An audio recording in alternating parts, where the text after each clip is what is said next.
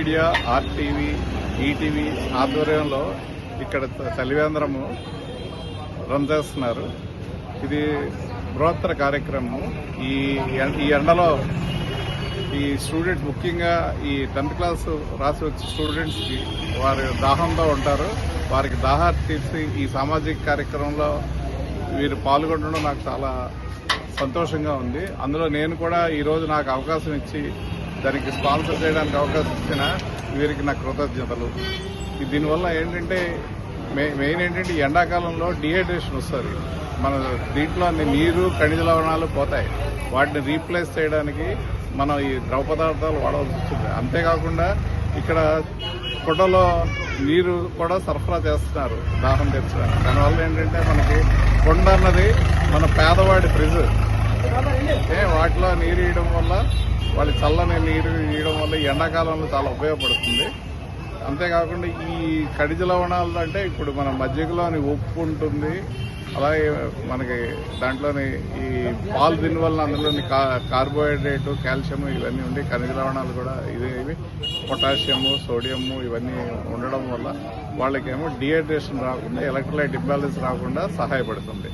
అందుకోసమే ఈ కార్యక్రమం సక్సెస్ఫుల్గా వీళ్ళు రన్ చేయాలని కోరుకుంటున్నారు. ఈ చలివేంద్రాన్ని మీడియా, ఆర్టీవీ, ఈటీవీ వారి సౌజన్యంతో ఇది పెట్టడం జరిగింది. ఇప్పుడు 3 or 4 days అయింది. తర్వాత ఇప్పుడు ఏంటంటే ఈరోజు మా భార్యాభర్తలు అంటే డాక్టర్ సుధాకర్ గారు, కణితి విజయలక్ష్మికి మాకు ఈ అవకాశం ఈరోజు ఈ చలివేంద్రంలో మేము పాలు పంచుకోవడానికి మాకు అది చాలా ఆనందంగా అనుకుంటున్నాము. ఆనందము ఇట్లా దాహార్తిని తీర్చడం. వేసవి తాపం చాలా ఎక్కువైంది. Year by year ozone power కొంచెం ఎక్కువ అవడం వలన ఎండలు ఎక్కువ అవుతూనే ఉంటాయి తప్పించి తగ్గడం అంటూ ఉండదు. ఎప్పుడు ఫిబ్రవరిలో అదే మంచు అది ఉండి, మార్చి అంతా కూల్గా ఉండి, ఏప్రిల్ మేలో ఎక్కువ ఎండలు ఉండేవి.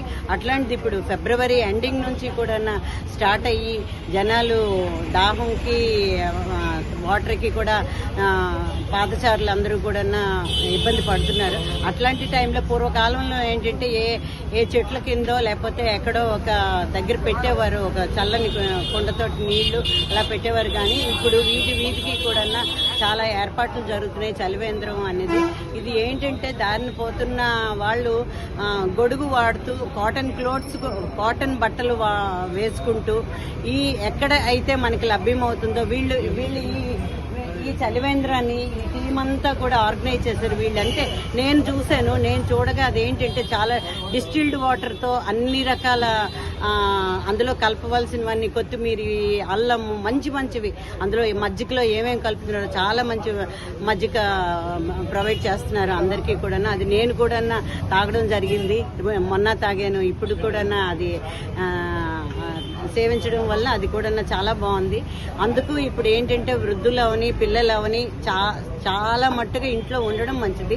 లేదా వాళ్ళు అవసరం వచ్చి బయటకు వచ్చినా కానీ వాళ్ళంతా కూడా ఈ సదుపాయాన్ని వాళ్ళు వినియోగించుకుంటూ వాళ్ళ ఆరోగ్యాన్ని వాళ్ళు కాపాడుకుంటూ, ఏంటంటే ఇది మానవతా దృక్పథంతో ఎంతసేపు వీళ్ళు ఈ సంస్థే కాకుండా తల ఒక సహాయం, ఉడుతు సహాయం లాగా ఒక్కొక్కరు వచ్చి కొంచెం వాళ్ళకి ఆర్థికంగా కూడా సహాయం చేసుకుంటే ఇది మరింత అందరికీ కూడా మనం ఊరికి మంచి చేసిన వాళ్ళం అవుతాం, పాదచారులకు కూడా మంచి చేసిన వాళ్ళం అవుతామని నేను మనసారా కోరుకుంటూ నాకు ఈ అవకాశం ఇచ్చిన మీడియా, ఆర్టీవీ, ఈటీవీ వాళ్ళకి అందరికీ కృతజ్ఞత తెలుపుకుంటూ థ్యాంక్ యూ.